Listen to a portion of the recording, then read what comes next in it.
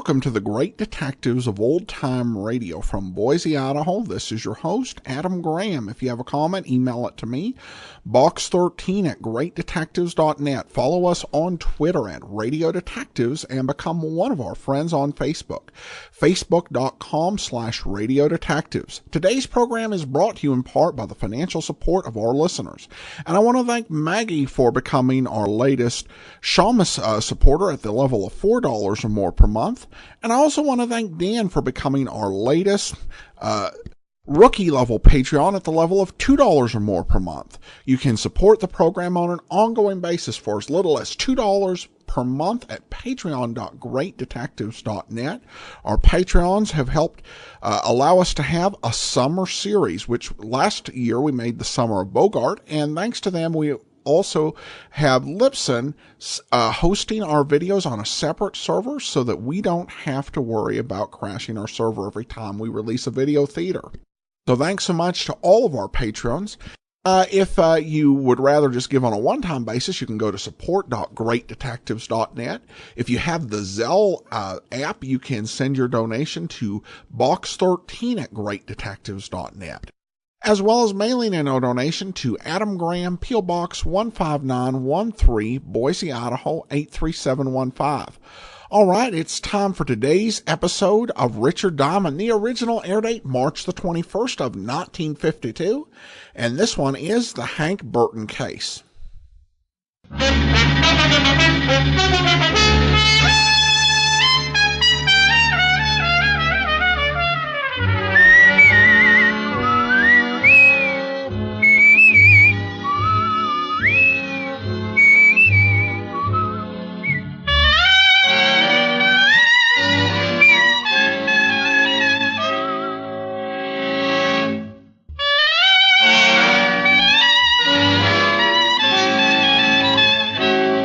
Bring you another transcribed adventure with Richard Diamond, Private Detective, starring Dick Powell.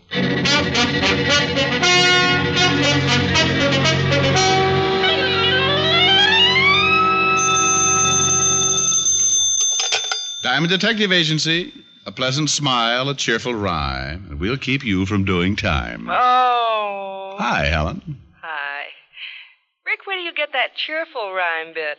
You didn't think so? I didn't think so. Killjoy. Why can't you answer the phone like other people do? Just say hello. You know, I never thought of that. You should try it sometime. Your prospective clients might think they were dealing with a sane, normal person. You think it's fair to mislead them? Oh, Rick. Are you busy? Silly girl. Busy detectives make money. I just sit at my desk and make conversation with a beautiful redhead. Well, why don't you leave your desk and come make conversation with said redhead in person? That's not a bad idea. I'm all alone. The idea's getting better. It's not even noon yet. We can go for a long walk. Oh. Well, you don't sound very enthusiastic. What's wrong with taking a walk? Honey, in my business, I do more leg work than a pair of nylons. Walking just isn't my idea of a ripping good time. Have you a better suggestion? You can know me for 5 years and ask questions like that? Oh, now, dear, let's just... skip it. I am not alone. Client? Shrimp Martin. Well, I don't think I know him. Well, that's something to be proud of. Call you later, dear. Bye. Bye. Hello, Diamond. Never mind shaking hands, Shrimp. I want to keep my cufflinks. You know me, Rick. Too well. What brings you here, small man? Strictly business. Oh, come off it, Shrimp. You don't have enough to hire a bathtub, let alone a detective. On the level, Rick, I'm here to make you some dough. Just a big-hearted guy, huh? Okay, spell it. You heard of Hank Burton. I read the papers. Then you read how Hank lifted 50 G's worth of rocks a few months back. So? So they're offering an even grand reward for whoever brings Hank in. What are you getting at? Just that even $1,000 is your fee if you'll do the little job. What? Hank Burton, he's the one who sent me. He says he'll let you turn him in and collect the grand. Well, another big-hearted guy. Make yourself clear, Shrimp, and fast. Burton wants to see you. He wants you to do a legit job for him. He'll pay you for it by letting you turn him in. Doesn't make sense. Sure it does. Hank's a sick boy, bad heart condition. If he don't get some hospital care soon, he's a goner. Only as soon as he shows up at the hospital, the cops will nab him. So he might as well give himself up. And he'll let me be the one to collect the reward for it, huh? You got it right. That's his way of paying you for the job he wants done. Just what's the job? Sorry, I said as much as I know.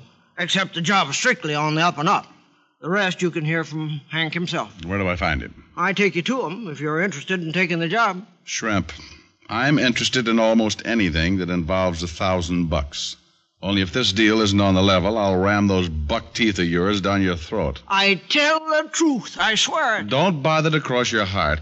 I doubt you'd be able to find it. Let's go see Burton. I didn't have any faith in Shrimp Martin, but the thought of 1,000 green pieces of paper did wonders for my bankrupt morale. We took my car, and Shrimp directed me to the warehouse section on Front Street. We parked beside a deserted-looking warehouse, and Shrimp led me inside through a rear door. He should be here by now. Hank! Over here, Shrimp. Or behind those boxes over there, Diamond. I heard him. Hello, Diamond. Hank, Shrimp tells me you have a deal to make. Yeah, that's right. Shrimp, go outside so we ain't interrupted. Huh? Right.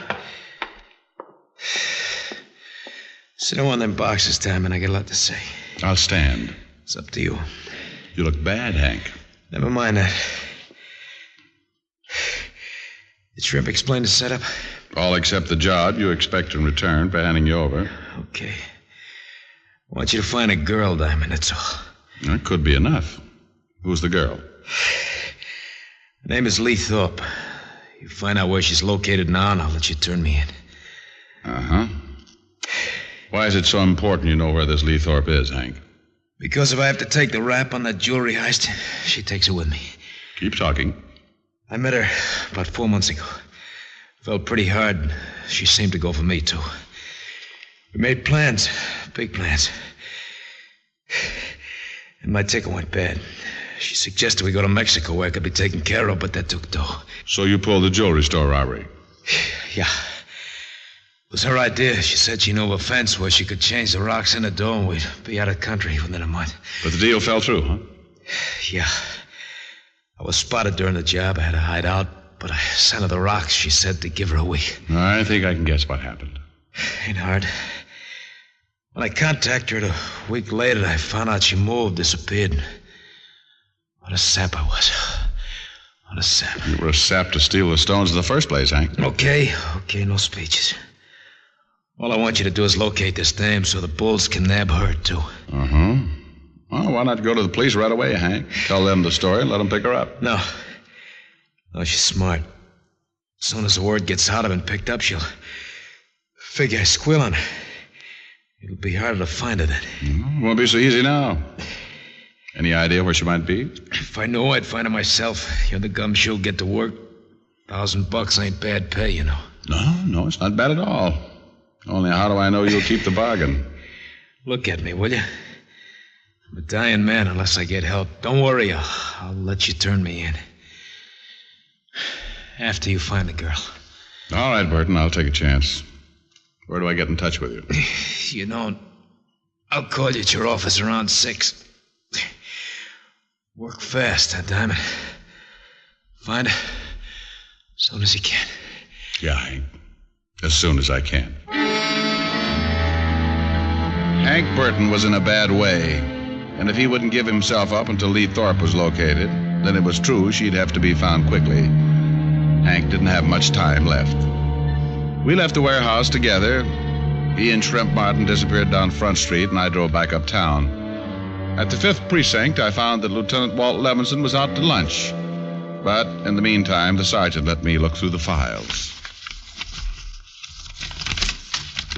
Well, make yourself right at home, Mr. Diamond. Well, thank you, Lieutenant. I have. It's a wonder you're not sitting behind my desk. I'm sure you'd be more comfortable. Well, now, I might just take you up on that when I get tired. Fine. Maybe you'd even like one of my uniforms to wear. No, Walt, let's not carry the joke too far. When I was on the force, I tried to get into one of your uniforms. It looked like Bonnie Prince Charlie in a raccoon coat. Just when I need after a nice lunch. You were around to give me indigestion. What are you looking for, anyway? I found it. File on a girl named Lee Thorpe. Thorpe. Yeah, I remember her. Used to be married to Davy Thorpe. Used to be? Yeah, it's all there in the folder. She split up with Davy 3 years ago when he was sent up. Davy's still in prison? Out about a year ago. What do you want this Lee gal for? Sorry, Walt. Confidential. Oh, great. I ask a question, you tell me it's confidential, but you think you can walk in here and poke through our files all you please. Cheer up, Fatty. I'll tell you all about it after I find Lee Thorpe. Well, now, that's mighty big of you, Mr. Diamond. Well, think nothing of it, Lieutenant. I don't. Find anything in the folder? Not much.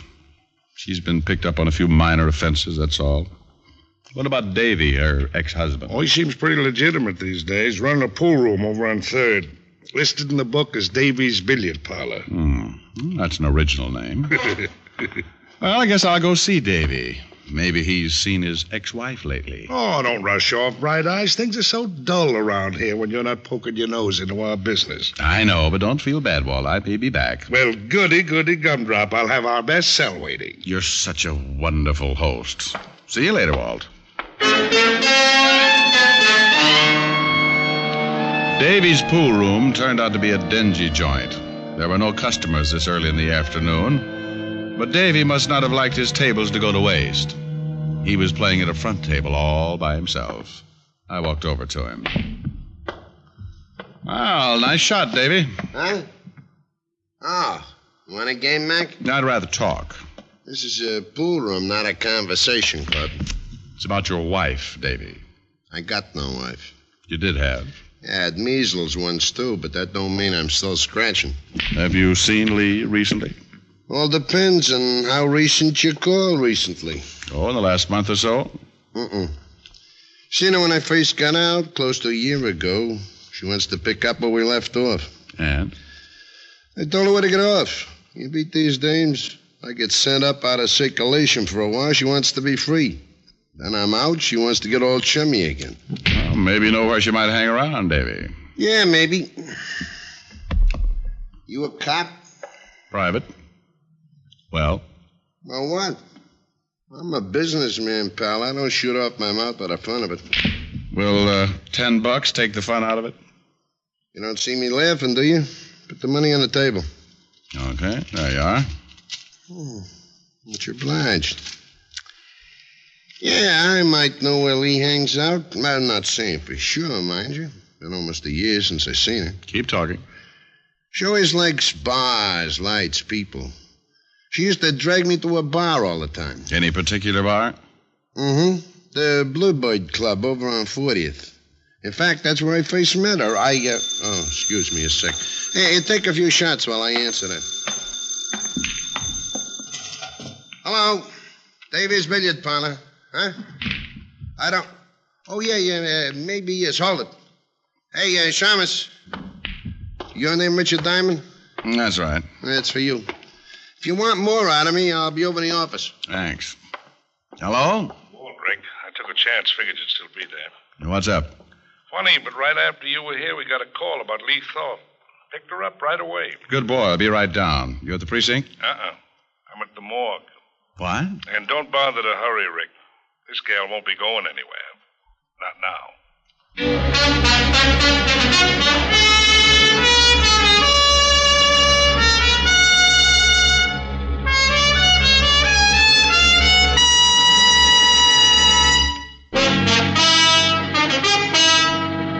And now back to Richard Diamond, Private Detective, starring Dick Powell.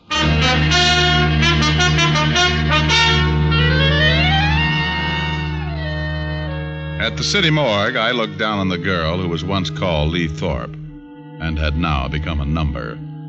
It wasn't a pretty sight, and I wasn't glad to be seeing it. Okay, Charlie, thanks. Come on, Rick.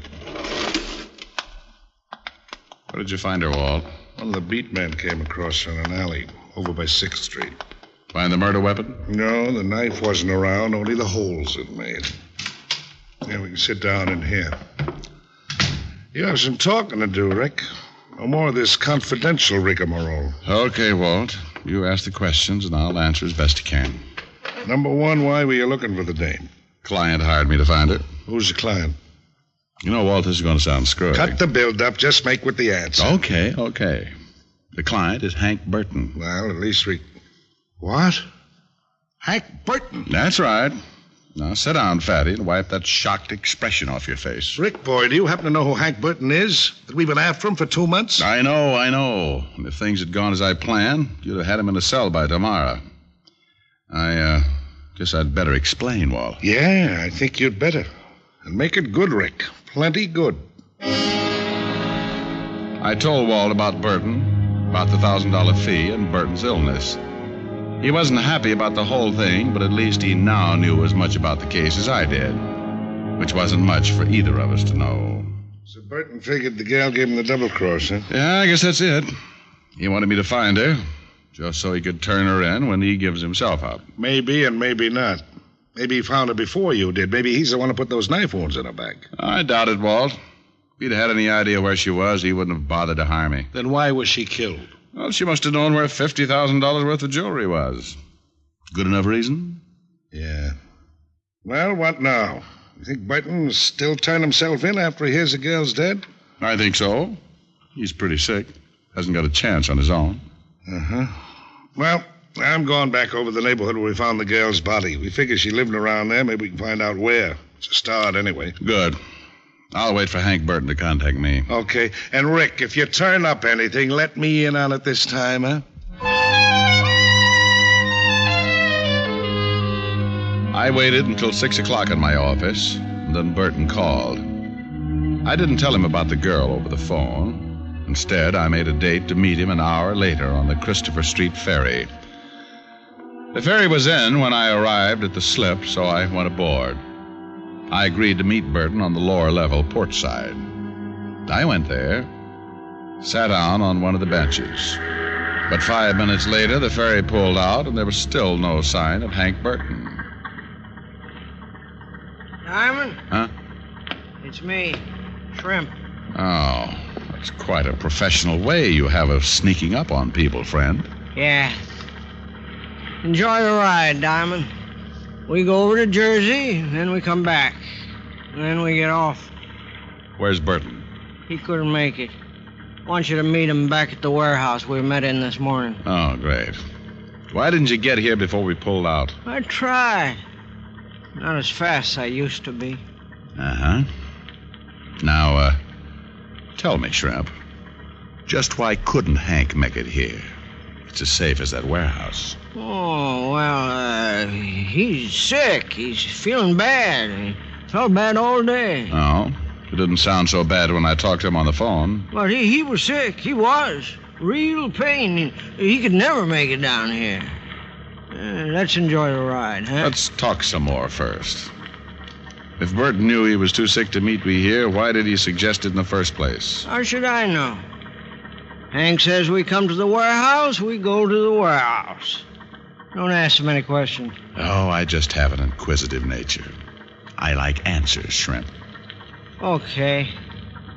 How's this for an answer? Wow. Little man with a big gun. That's right. And the gun says we go to the warehouse. Now settle back and enjoy the ride.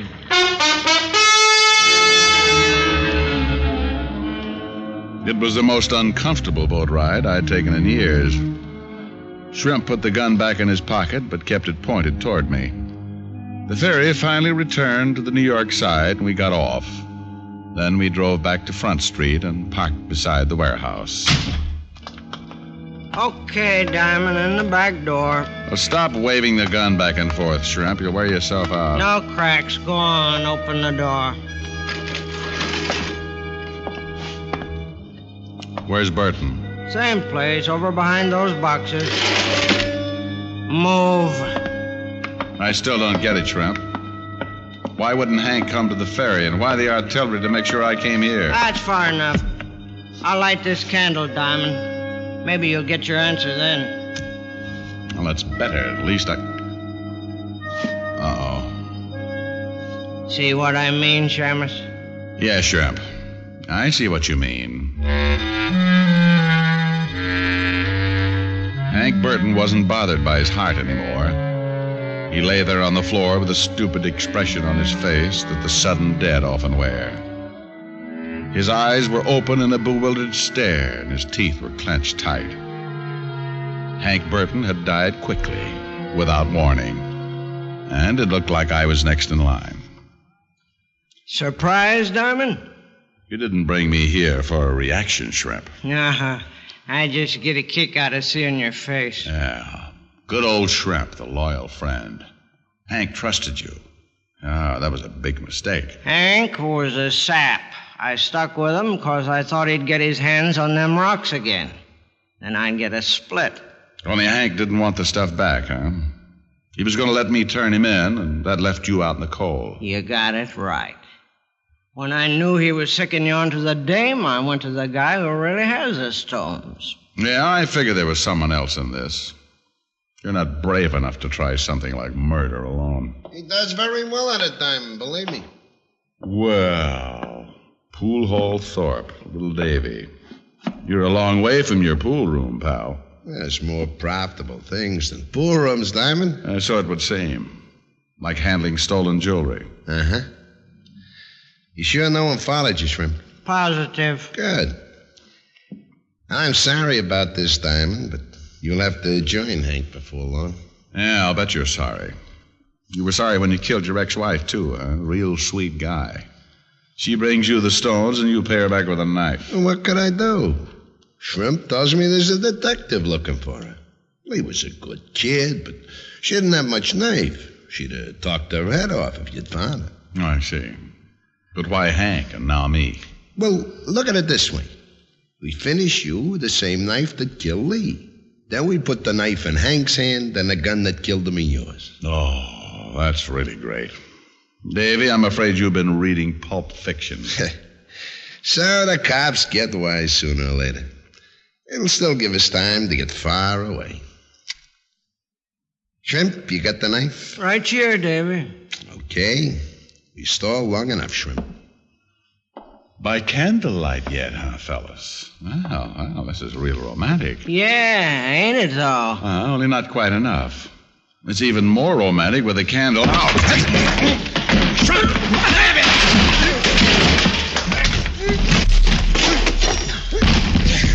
Shrimp! Shrimp! He's taking a little nap, Davy, and I've got his gun. What?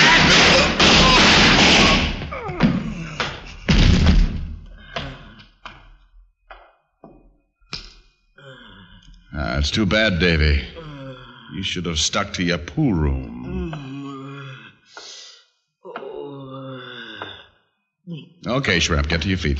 Diamond. Oh, shut up. Come on. Oh, my head. Shrimp, I made you a promise this morning. I said either this deal with Hank was on the level or your buck teeth were going down your throat. Oh, no, look, Diamond. Oh, shut up. Now, you know the old saying, Shrimp. See your dentist twice a year? Huh? Well, you won't have to worry about that now, friend.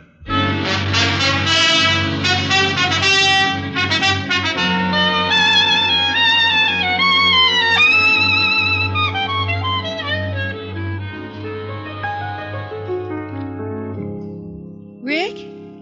Yes, Helen, dear? It's nice outside.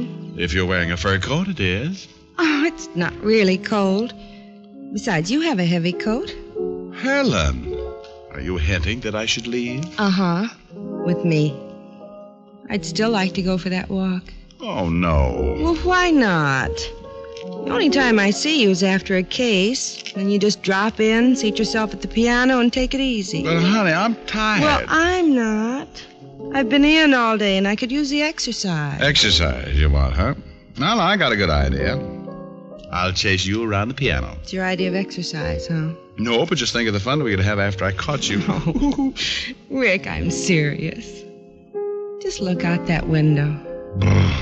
Oh, stop shivering. Look at that moonlight. Isn't it romantic? What chances to give the Dodgers this year? A long walk. Just you and me. And the Giants. Now, there's a hot ball team. Maybe over to Central Park. And the Arkansas Aggies. Oh, they'll be fighting all the way. Hand in hand. Arkansas Aggies. Yeah, my old home team. Richard Diamond, you are the most unromantic man in town. Helen, how can you say that? Don't I build a nice fire in the fireplace? I could get a Boy Scout to do that. Here we are, a fire, lights down low, a nice romantic song. And your idea of romance is a walk. Well, after all, Hey, where does that nice romantic song come in? Right about now. Well, couldn't you sing while we walk? Oh, sorry, honey. Throw another log on the fire.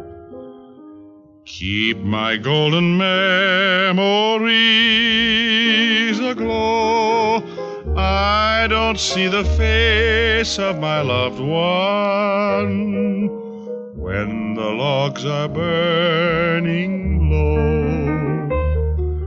Throw another log on the fire. Bring back all the sweetest days I've known when our hearts were young in the springtime,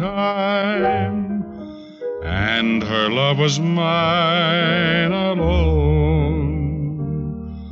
Now there's nothing left but the embers. Springtime seems so long ago. Throw another log on the fire. Keep my golden memories aglow.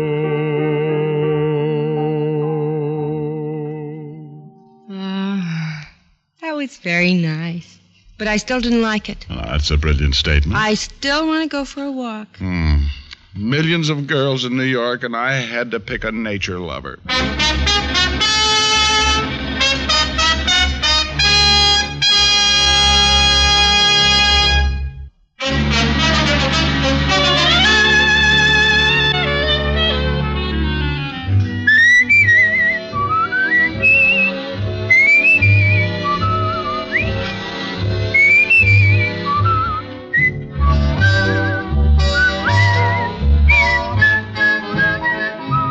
Tonight's adventure of Richard Diamond was written by Dick Carr with music by Frank Worth.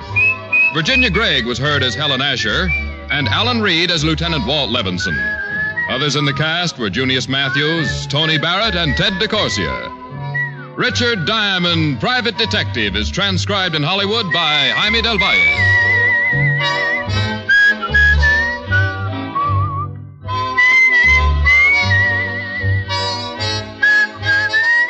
Be sure to listen to another great Camel show, Vaughn Monroe and the Camel Caravan, every Saturday night.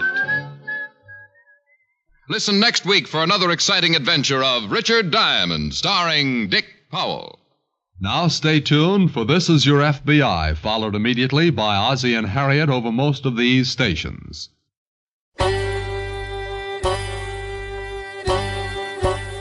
Hi, this is Andrew from OTRWesterns.com. I wanted to invite you to come take a look at our site where we put out podcasts of old-time radio westerns. Check us out at OTRWesterns.com. You're listening to The Great Detectives of Old Time Radio with Adam Graham. Now let's get back into the show.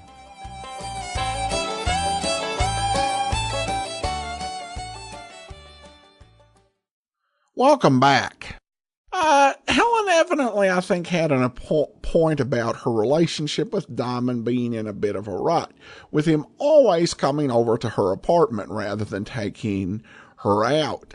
And it's an odd thing. I mean, I think that they did tend to go out a little bit in the first season or so. But it seems in these more recent ABC episodes that they've all been limited to the phone call and coming to the apartment.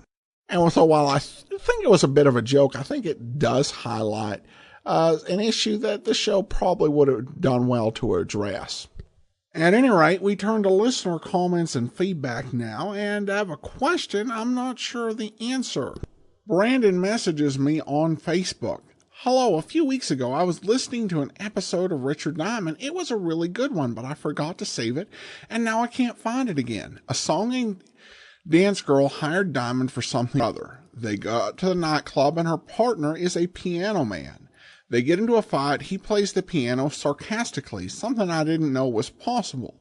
Anyway, it turns out the piano man did because he was secretly in love with the song and dance girl.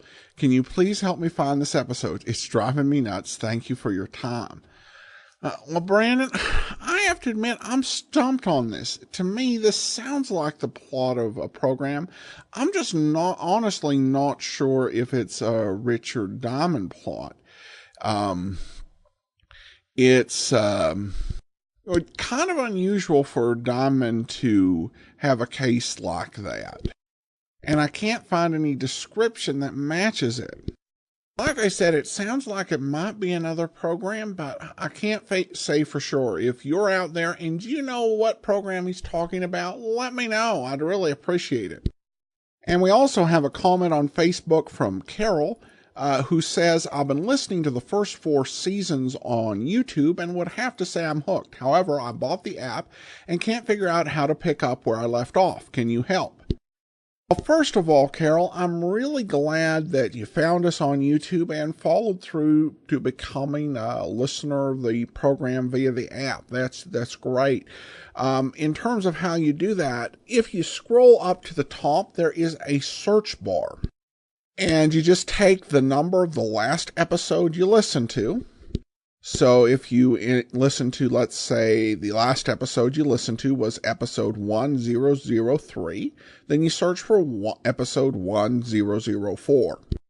And you just need to scroll up to the top until the search bar appears. It'll have a little magnifying glass by it. Thanks so much for the question. And I did answer that on Facebook, by the way, in case she doesn't hear this program for a few years. All right. Well, that will do it for today. If you do have a comment, send it to me, box13@greatdetectives.net. Follow us on Twitter at Radio Detectives and become one of our friends on Facebook. Facebook.com/Radio Detectives. From Boise, Idaho, this is your host, Adam Graham, signing off.